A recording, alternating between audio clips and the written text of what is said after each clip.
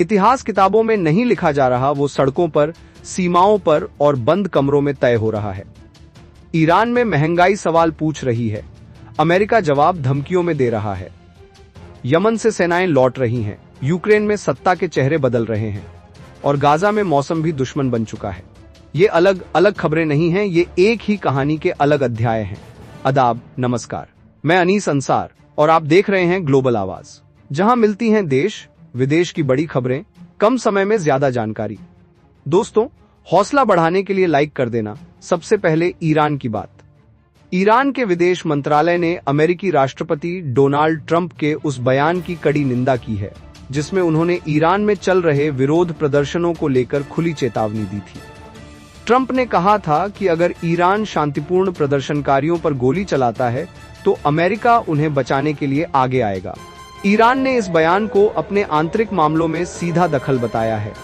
विदेश मंत्रालय का कहना है कि यह रवैया न सिर्फ संयुक्त राष्ट्र चार्टर और अंतर्राष्ट्रीय कानून का उल्लंघन है, बल्कि ईरानी नागरिकों के खिलाफ हिंसा और आतंक को उकसाने जैसा है। तेहरान ने चेतावनी दी है कि इस तरह की बयानबाजी पूरे क्षेत्र को और ज्यादा अस्थिर कर सकती है और इसके नतीजों की जिम्मेदारी अमेरिका पर होगी। ईरान में पिछले 6 दिनों से महंगाई और बिगड़ती आर्थिक हालत के खिलाफ प्रदर्शन जारी हैं।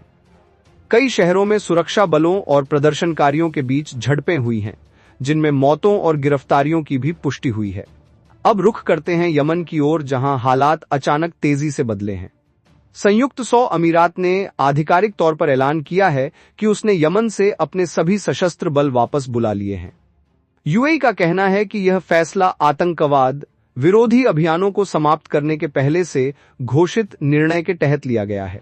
हालांकि इस फैसले के पीछे की वजह कहीं ज्यादा जटिल है।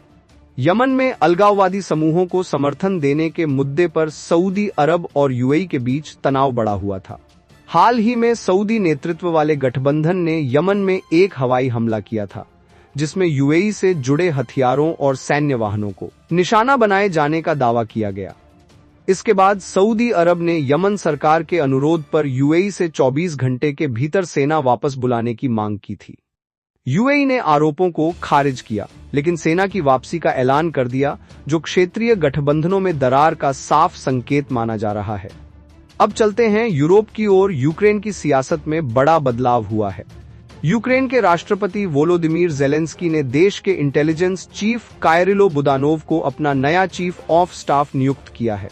यह फैसला उनके करीबी सहयोगी एंद्री येरमक के इस्तीफे के बाद आया है, जिन पर भ्रष्टाचार के आरोप लगे थे। ज़ेलेंस्की का कहना है कि मौजूदा हालात में यूक्रेन को सुरक्षा और खुफिया रणनीति पर ज्यादा ध्यान देने की जरूरत है। बुदानोव वही शख्स हैं जिनकी एजेंसी ने रूस के खिलाफ कई असरदार अभियानों का दावा किया है। इसके साथ ही ज़ेलेंस्की ने यह भी संकेत दिया है कि वह रक्षा मंत्रालय में भी बड़ा बदलाव करने जा रहे हैं। एशिया की बात करें तो ताइवान को लेकर चीन की सैन्य गतिविधियों पर अब पाकिस्तान ने खुलकर अपना पक्ष रखा है। पाकिस्तान ने साफ कहा है कि वह वन चाइना सिद्धांत का पालन करता रहेगा और ताइवान को चीन का अटूट हिस्सा मानता है। इस बयान को बीजिंग के लिए एक मजबूत कूटनीतिक समर्थन के तौर पर देखा जा रहा है।